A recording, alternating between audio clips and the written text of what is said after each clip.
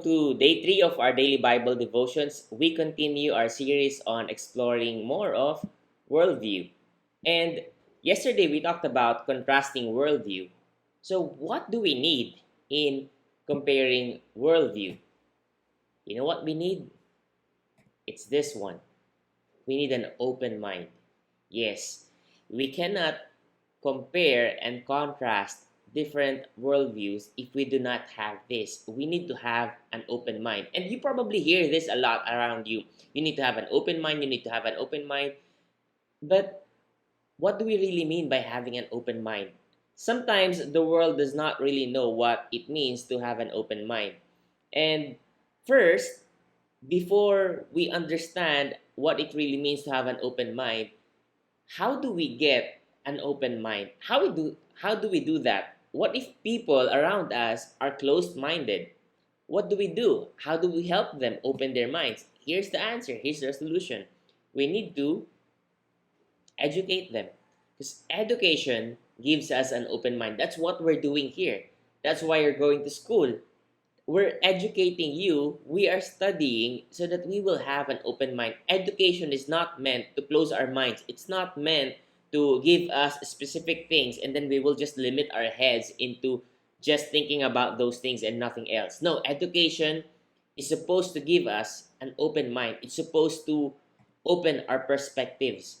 And an open mind really is an educated mind. Somehow they are equated with one another. Education gives an open mind. An open mind is an educated mind.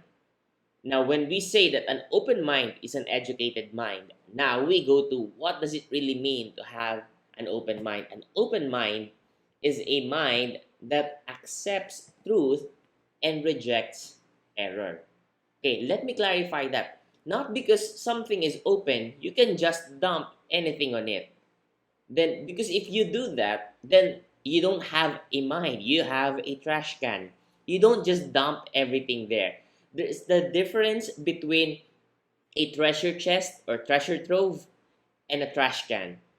You open both.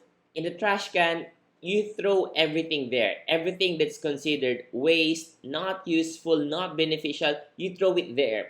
In treasure chest, when you open it, you put there things that you value. You put there things that you really want to keep. Our mind, when you open it, it's supposed to be like a treasure chest. It's not supposed to be a place where you just dump everything. When you open your mind, it means you're willing to accept things. But then, not because you're willing, you're already going to put everything in it. Okay? So that means you open it and then you entertain everything, but you filter them. You suspend them at first, you put them here, you put them here, you put them here, and then you see, okay, do I keep this? All right, this is good, I'm gonna keep this. Does this make sense? Yes, it's logical, so I'm gonna keep this. How about this one? No, it doesn't make any sense. So, okay, I'll keep it here, maybe for further learning, but maybe if it's not really necessary, I'm gonna throw this away. But at least I gave it a chance. You gave it the benefit of the doubt. That's what it means to have an open mind. An open mind does not mean you just accept everything. Another example of this is when you're checking test papers. I mean, that really is a job of teachers to check test papers. But sometimes students check their own test papers. You need a what? You need a key to correction. Okay? An open mind says when you look at the test paper, you don't know yet whether the answers are correct or not. An open mind does not say that, okay, everything is correct. Check, check, check, check, check, check. No, you don't do that. An open mind says, is this correct or not? Then you look at the key to correction. Okay, this item is correct. Put a check. The next item, is this correct or not? You look at the key to correction. Okay, this is wrong. An open mind says, you don't judge it immediately unless you base it on a standard, on a key to correction. But you don't judge it immediately. You accept it first and you don't just crumple the whole paper and just throw it. Okay? You evaluate each and every item. That's the same thing that an open mind does to every worldview, to every idea coming your way. You let them come in. at least in front of you, and then suspend them and filter them, and only accept the good things, the true things, the things that are logical and rational, and that the things that make sense. Because you're not a trash can. Your mind is not a trash can.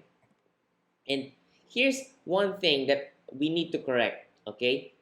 Because some people, when they say that you have to be open minded, they say that to you because they want you to simply accept whatever they're saying. They want you to accept their opinions.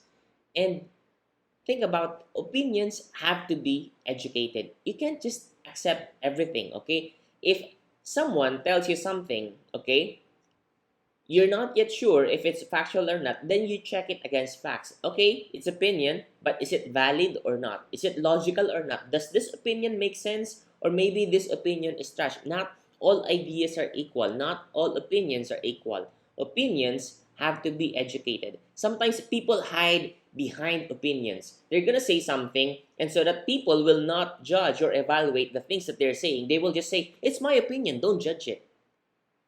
Okay, but opinions have to be educated. Your opinion, my opinion have to be educated so that we will be more reasonable in presenting it to other people, so that we will not just hide behind the idea of opinions and then allow everyone to just accept our idea simply because we labeled it as opinions. We have to educate our opinion first. We have to educate others. We have to educate you to not just accept opinions. Take a look at this.